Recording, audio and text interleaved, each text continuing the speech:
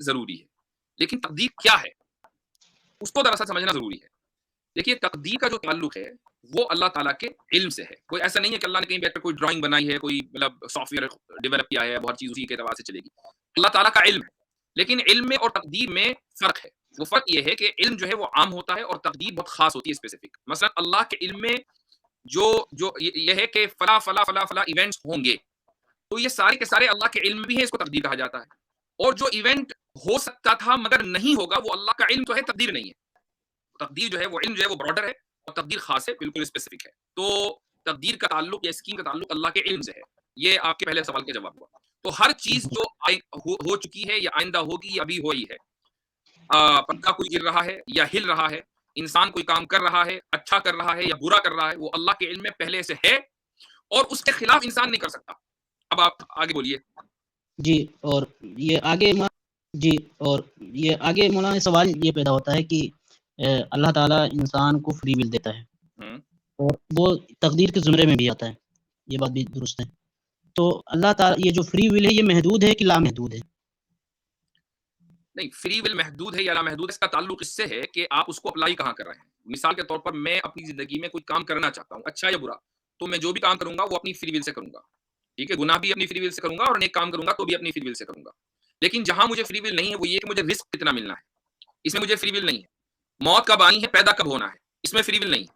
انسان اپنی مرضی سے نہیں آتا اور اپنی مرضی سے نہیں جاتا. ٹھیک ہے، اب آپ اسی طریقے سے اس کو رزق کتنا ملنا ہے یہ بھی اس کی مرضی. ہاں وہ ایفرٹس کر سکتا ہے، بعض مرتبہ ایفرٹس کامیاب ہوتے ہیں، بعض مرتبہ نہیں ہوتے. ایک ہی کالج سے ایک ہی سال کے پاس آؤٹ دو اسٹوڈنٹس، ایک کسی کمپنی کا سی او بن جاتا ہے، دوسرا کہیں جا کر ملازم ویسے ہی نیچے درجے کا ملازم بن جاتا ہے. تو یہ بھی یہاں پر بھی فری ول نہیں ہے. جو ہماری ایکٹیویٹیز ہیں گناہ کی اور اچھائی برائی، اس میں ہمیں فری ول حاصل ہے. جی اللہ تعالیٰ فری ول میں دخل دیتا ہے انسان کے؟ نہیں، میرے خیال سے سوال یہ ہونا چاہیے کہ کیا جب ہم نے ایمان لیا کہ کوئی بھی چیز اللہ کے علم کے خلاف نہیں ہو سکتی، تو ہمارے پاس فری ول کہاں رہی؟ جی جی یہ مین کوشچن ہے نا کہ بھائی اب جی اگر بندہ بھی اللہ کے علم کے بغیر نہیں ہل سکتا، وہ اللہ کے علم ہے، اگر نہیں ہے تو نہیں ہلے گا. مجھے مثلا جی نماز پڑھنی ہے اور اللہ کے علم میں ہے کہ نماز پڑھنی ہے تو میں نماز پڑھوں گا. اور اگر اللہ کے علم میں نہیں ہے کہ میں نماز نہیں پڑھوں گا تو میں نماز نہیں پڑھ سکتا، چاہے جو کر لوں. تو پھر فری ول کہاں رہی؟ اس کا میں جواب دینا چاہوں گا. دیکھیے بہت آسان سی مثال ہے، بڑی لمبی اس کے اوپر گفتگو ہوئی، میں بہت آسان سی، چونکہ میری جو اسٹریم ہے اس کے بعد فوراً وہ ایک لفظ اٹھاتے ہیں اس کے اوپر 6 گھنٹے اسٹریم کرتے ہیں، تو تاکہ جو ذرا لو آئی کیو لیول کے لوگ ہیں ان کو بھی سمجھ میں آ جائے کہ میں کیا کہنا چاہ رہا ہوں. اس سے میں بہت آسان مثال دیتا ہوں اور یہ مثال میں نے اکثر دی ہیں. مثال کے طور پر میں اس وقت آپ سے بات کر رہا ہوں، آپ مجھے دیکھ رہے ہیں، میری ویڈیو بھی آن ہے، میری آواز آپ سن رہے ہیں، ہم لائیو ہیں. یہ ریکارڈڈ ویڈیو نہیں ہے، اسی لیے ہم کانورسیشن جو ہو رہا ہے وہ بالکل ایک دم لائیو ہو رہا ہے، سارے سن رہے ہیں، کئی سو لوگ ہمیں دیکھ رہے ہیں. آپ میرے پریزنٹ سے واقف ہیں، میں آپ کے پریزنٹ سے واقف ہوں. میرا جو حال ہے یعنی جو پریزنٹ ٹائم ہے اس میں کھانا نہیں کھا رہا ہوں، میں نماز نہیں پڑھ رہا ہوں، میں کہیں جاگنگ نہیں کر رہا ہوں، بلکہ میں آپ سے بات کر رہا ہوں. لیکن آپ کا جو یہ علم ڈیفینیٹ نالج ہے اس نے مجھے مجبور نہیں کیا، میری فری ول کو ختم نہیں کیا، میں اپنی فری ول سے بات کر رہا ہوں آپ سے. اسی طریقے سے اچھا، اور ہم چونکہ ٹائم کے اندر رہتے ہیں تو ہم پاسٹ کو صرف یاد کر سکتے ہیں، پاسٹ میں جا نہیں سکتے. فیوچر ابھی تک آیا نہیں، لہٰذا فیوچر میں ٹریول نہیں کر سکتے. تو ہمارے پاس جو ٹائم ہے جس کو ہم دیکھ سکتے ہیں وہ ہمارا پریزنٹ ہی ہے، نہ پاسٹ نہ فیوچر. خدا جو کہ آلمائٹی ہے، جو اومنیپوٹنٹ ہے، جو العلیم ہے، جس کو سب پتا ہے، جو خالق ہے، وہ جس طرح تمام کی تمام چیزوں کا خالق ہے، وہ ٹائم کا بھی خالق ہے. تو ٹائم مخلوق ہے، کریشن ہے. کریٹر اپنی کریشن میں نہیں ہوتا ہے، وہ اس کے باہر ہوتا ہے. تو وہ ہمارا جو ٹائم ہے، پاسٹ پریزنٹ اور فیوچر، وہ بالکل اسی طریقے سے دیکھ رہا ہے جیسا کہ آپ میرے پریزنٹ کو دیکھ رہے ہیں. تو اگر آپ کا میرے پریزنٹ کو دیکھنا مجھے مجبور نہیں بناتا اور میں اپنے فری ول سے کوئی بھی کام کر رہا ہوں، تو اسی طریقے سے خدا کا میرے پاسٹ کو جاننا، میرے پریزنٹ کو جاننا، میرے فیوچر کو جاننا، جبکہ وہ اس ٹائم کا خالق ہے، وہ ہمیں مجبور نہیں بناتا، بلکہ ہم جو بھی کام ہم نے پاسٹ میں کیا ہے یا ہم پریزنٹ میں کر رہے ہیں یا فیوچر میں کریں گے وہ اپنی فری ول سے کریں گے. یہ ایک آسان سی مثال ہے، اس کو میں سمجھتا ہوں کہ اس مسئلہ واضح ہو جانا چاہیے.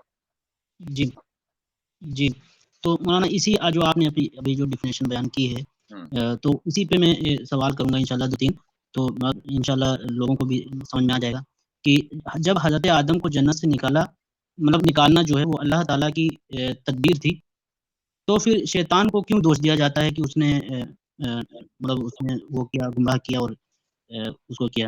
ٹھیک ہے، تو تو اب ہمیں یہ تو پتہ چل گیا نا کہ اللہ تعالیٰ کے علم کی وجہ سے بندہ مجبور نہیں ہوتا، بندہ کرتا ہے اپنے فری ول. ٹھیک ہے جی، آپ کا کہنا یہ تھا کہ اللہ تعالیٰ کا کو علم ہونا یہ مطلب ثابت نہیں کرتا کہ وہ بندہ وہ چیز کرے گا ہی کرے گا. یہ اللہ تعالیٰ کا علم ہے، نہ کہ اللہ تعالیٰ کا امر. جی ہاں، رائٹ، ایگزیکٹلی، یہ اللہ کا علم ہے. اللہ نے حکم نہیں دیا شیطان کو کہ جا کے یہ کام کرو، اور آدم علیہ السلام کو کہ جب شیطان وسوسہ ڈالے تو فوراً وسوسہ قبول کر لو. یہ حکم نہیں دیا، یہ اللہ کا علم ہے. اور علم کی وجہ سے کوئی مجبور نہیں ہوتا. شیطان مجبور نہیں ہوا کہ وہ وسوسہ ڈالے، آدم علیہ السلام مجبور نہیں ہوئے کہ وہ وسوسے کو قبول کریں. ٹھیک ہے جی جی جی بتا دوں آپ کو کہ آدم علیہ الصلوۃ والسلام کو وسوسہ ڈالا شیطان نے, لیکن حضرت آدم کو جو جنت سے نکالا گیا, وہ جو نکلے ہیں وہ کسی سزا کے طور پر نہیں نکلے ہیں. یہ کرسچنز کا عقیدہ, یہ ہمارا عقیدہ نہیں ہے. کرسچنز یہ کہتے ہیں کہ ان کے یہاں ایک عقیدہ اوریجنل سن کا, کہ ہر انسان پیدا ہوتا ہے وہ اوریجنل سن کے ساتھ پیدا ہوتا ہے. وہ اوریجنل سن کون سا ہے؟ وہ جو آدم نے کیا تھا, شیطان کا وسوسہ قبول کر کے سیب کھا لیا تھا, جنت سے نکالا گیا تھا. لہٰذا اس کے کفارے کے طور پر, اس سزا کو بھگتنے کے طور پر خدا خود جیسس بن کر دنیا میں آئے اور ان کو صلیب پر لٹکایا گیا. اب ان سے کوئی یہ پوچھے کہ جب جیسس نے ساری انسانیت کے لیے کفارہ ادا کر دیا تھا تو پھر چاہے کوئی عیسائیت کو مانے یا نہ مانے, اب عیسائیت کو ماننے کی کیا ضرورت ہے؟ اوریجنل سن تو ختم ہو گیا, اس کا کوئی جواب نہیں.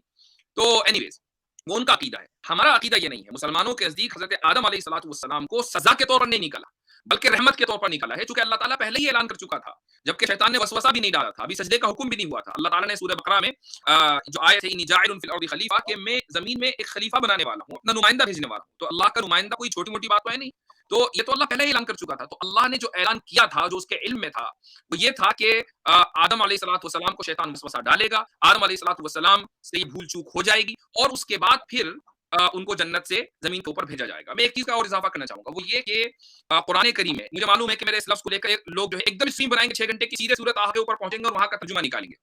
میں اس لیے پہلے ہی بتا رہا ہوں, سورۃ طٰہٰ کے اندر آیت ہے 115, اس میں اللہ تعالیٰ فرماتا ہے کہ فنسی ولم نجد لہ عزما, آدم علیہ الصلوۃ والسلام سے بھول ہو گئی, ولم نجد لہ عزما, ہم نے ان کے اندر عزم یعنی ارادہ نہیں پایا, یعنی انہوں نے بالارادہ یہ کام نہیں کیا کہ انہوں نے شیطان کی بات سن لی, بھول چوک ہو گئی. بھول چوک یعنی بھول چوک جو ہے وہ گناہ اس سے نہیں ہوتا. ایک آدمی اگر بھول جائے تو اس کو ہم گناہ نہیں کہتے, یہ نہیں کہا جاتا کہ اس نے گناہ کیا. آگے آیت نمبر 121 میں اللہ تعالیٰ فرماتا ہے وَعَصَىٰ آدَمُ رَبَّهُ فَغَوَىٰ, اور اس کا ترجمہ ہے کہ آدم علیہ الصلوۃ والسلام نے رب کا کہا ٹالا اور بھٹک گئے. مثال کے طور پر آپ نے کوئی ڈیسٹینیشن پر آپ کو جانا ہے, گاڑی ڈرائیو کر رہے ہیں, آپ نے ایک رانگ ٹرن لے لیا ہے غلطی سے, تو غلطی سے یا بھول سے آپ نے اگر ایک رانگ ٹرن لے لیا ہے تو یہ نہیں کہا جائے گا کہ آپ نے گناہ کیا. اب چونکہ آدم علیہ الصلوۃ والسلام نے اس رانگ ٹرن کو لینے کے بعد وہ بھی غلطی سے بھول سے واپس وہ صحیح راستے پر آ گئے. یہ صحیح راستے پر آنا اس بات کی دلیل ہے کہ آدم علیہ الصلوۃ والسلام میں مکمل صلاحیت پیدا ہو چکی تھی زمین میں اللہ کا خلیفہ بننے کی, تو فوراً اعلان ہوا کہ اب آپ کو خلافت دی جاتی ہے, زمین میں پہنچی. یہ پوری سٹوری ہے. تو مولانا پھر قرآن میں سورہ نحل میں آیت نمبر 37 ہے, اس میں اللہ تعالیٰ فرماتا ہے, آیت نمبر 37 37, اس میں اللہ تعالیٰ فرماتا ہے ان تحرص علی ھداھم فإن اللہ لا یہدی من یضل وما لهم من ناصرین. تو یہاں تو اللہ تعالیٰ کہہ رہا ہے کہ اللہ تعالیٰ گمراہ کرتا ہے, اور مطلب جس کو اللہ تعالیٰ گمراہ کر دے وہ اس کا کوئی مددگار نہیں ہوگا. جس کو چاہے اللہ گمراہ کرتا ہے, جس کو چاہے ہدایت دیتا ہے. تو اس میں اللہ کی قدرت کا بیان ہے, نہ کہ اس کے عمل کا. یعنی اللہ کو یہ قدرت ہے کہ وہ تمام کے تمام انسانوں کو ہدایت دے دے, اس کو یہ بھی قدرت ہے کہ تمام کے تمام لوگوں کو گمراہ کر دے, لیکن اس نے فری ول دی ہے. جی یہی میں چیز میں واضح کرنا چاہتا ہوں, چونکہ میں نے اسٹریم بہت غور سے سنی اور مجھے یہی لگا کہ انہوں نے غلط سمجھا اللہ تعالیٰ کی قدرت کو اور اللہ تعالیٰ کے علم کو. جی جی جی یہ دو اور